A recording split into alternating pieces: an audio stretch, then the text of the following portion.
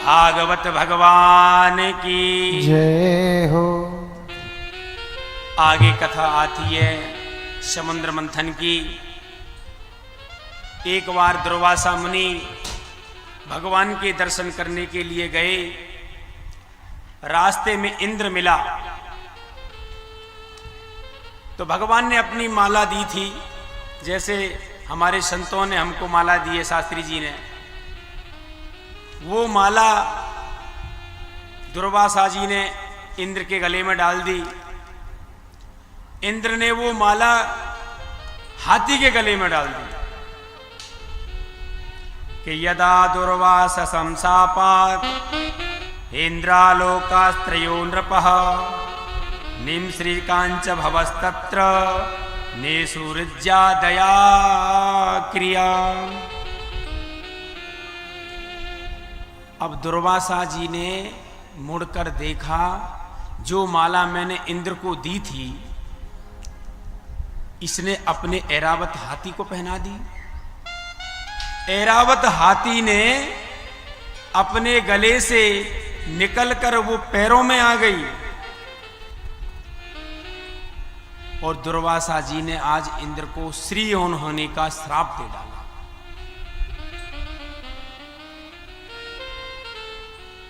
कन्या श्रीकांच भवस्तत्र नेसुरज्या दया क्रिया। श्राप के कारण सारे देवता स्त्रीहीन हो गए, भगवान की शरण में गए। हे प्रभु, दैत्यों से पराजित होकर हम दुखी हो रहे हैं। ब्रह्मा जी बोले कि भगवान के पास जाना चाहिए। अरयोपीह संधेयाम सती कार्यात गोरके अहिमूषक देवायाम हार्तस्य पदवी गति।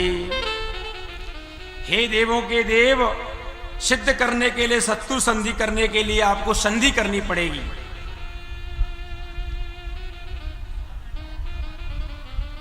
आपको दैत्यों से संधि करनी पड़ेगी। देवता तो सब इंद्रासन को छोड़ के भाग गए। इंद्र सहित देव दानवेंद्र बलि के पास गए। मंथन करने के लिए उन्होंने आह्वान किया, क्योंकि अपना काम बनाने के लिए, अपना काम साधने के लिए तो छोटे आदमी से भी सहयोग मांगना चाहिए। तो देवता आज दैत्यों के पास गए हैं समुद्र मंथन के लिए। अब समुद्र मंथन के लिए चले, बलि राजी हो गया। वासुकी नाग की नेति बनाई गई। वासुकी नाग बोला कि हमको क्या भाग मिलेगा? कि भाई हम अमृत मिलेगा। देवता कहने लगे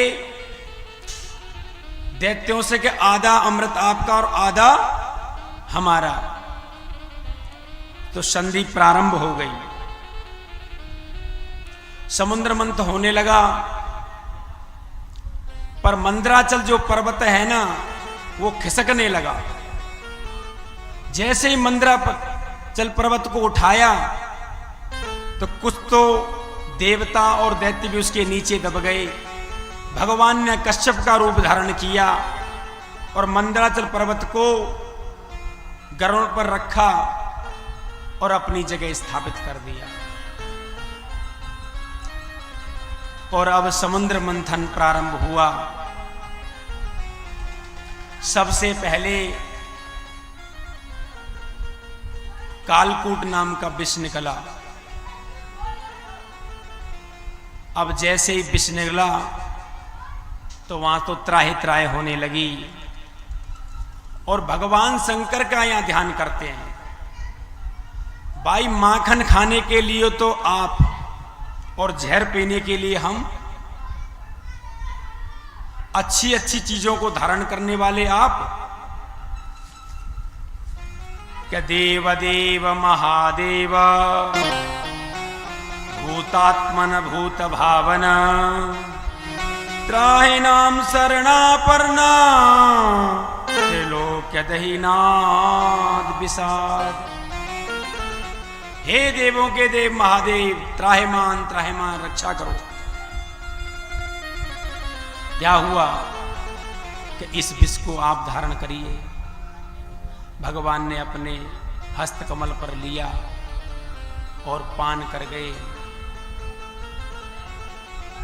बोलो नीलकंठ भगवान की।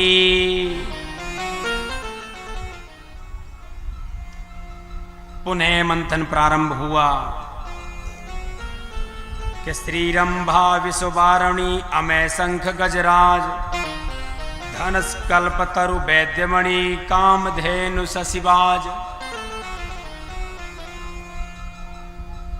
14 रत्न निकले हैं समुद्र मंथन से।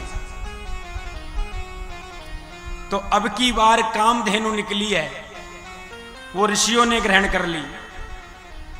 उच्चई सर्वा घोड़ा निकला, वो बलि को दे दिया गया। कौस्तुभ मणि निकली, वो भगवान ने कंठ में धारण कर ली। और अब की बार साक्षात लक्ष्मी जी समुद्र मंथन से निकली हैं। अब लक्ष्मी को यहां कौन नहीं चाहता, सभी वर्ण करना चाहते हैं।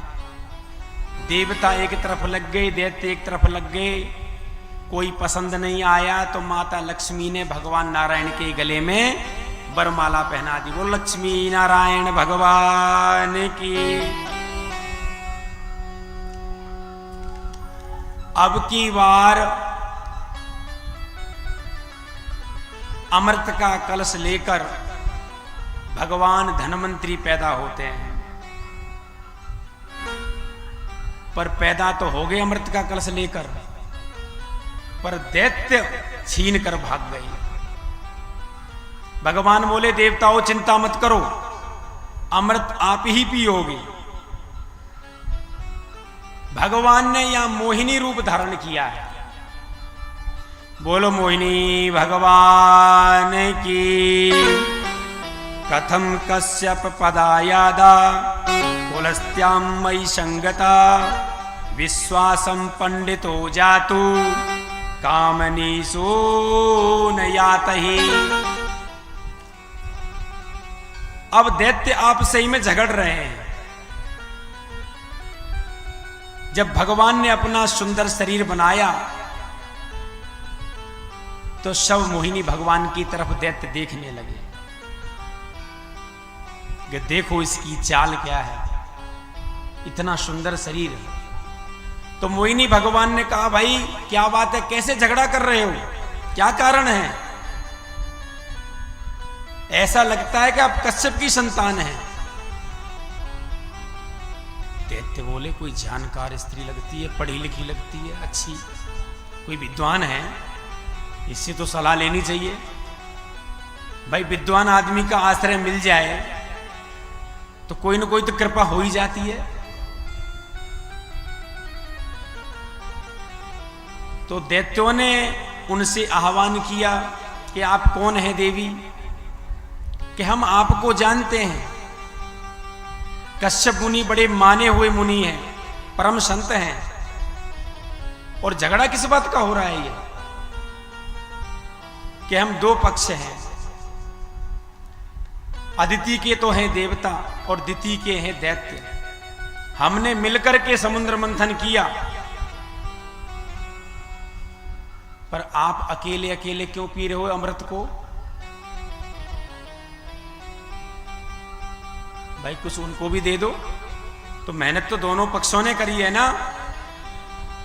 दो आदमी ने मेहनत करी और एक कोई फल मिले, दोनों को बराबर मिलना चाहिए। प्यार से बोलो राधे राधे।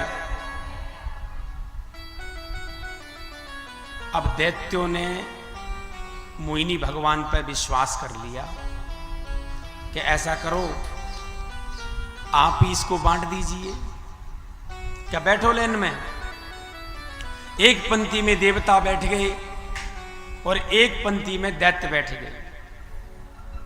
बोले ऐसा करें कि जो ऊपर का पतला पतला है ना, जो आपके जो मौसेरे भाई हैं ये, उनको पिला दें जो सौतेले भाई हैं।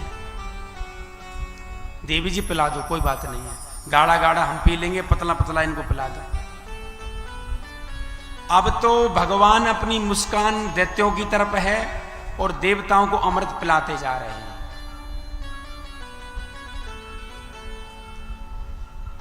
एक स्वारभानु नाम का दैत्य बड़ा होशियार था। वो सूर्य और चंद्र के बीच में आके बैठ गया। बोलो कुछ तो गड़बड़ है, क्योंकि पहले ये देवताओं को कैसे पिला रही है। जैसे ही अमृत उस स्वारभानु नाम के राक्षस ने पिया तो सूर्य चंद्र ने इशारा कर दिया कि भगवान ये वो नहीं है, ये दैत्य है। तो भगवान ने अपना सुदर्शन चक्र लिया और गर्दन का छेदन कर दिया।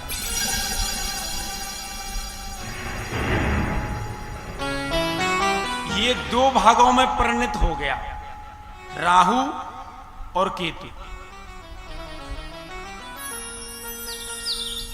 ये ब्रह्मा जी ने अपनी ग्रहों में शामिल कर लिया।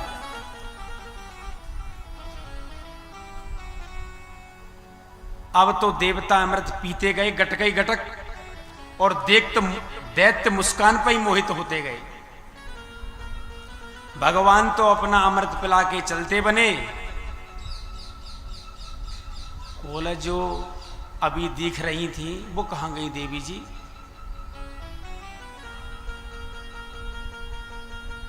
भाई अब तो दिखाई नहीं दे रही।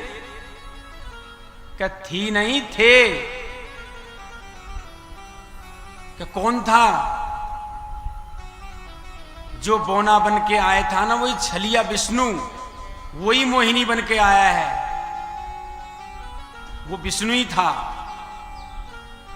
अच्छा, मारो काटो, अब तो देवताओं और दैत्यों में ऐसा संग्राम छिड़ा, इसी को देवासुर संग्राम कहते हैं। बोलो भक्त वत्सल भगवान की।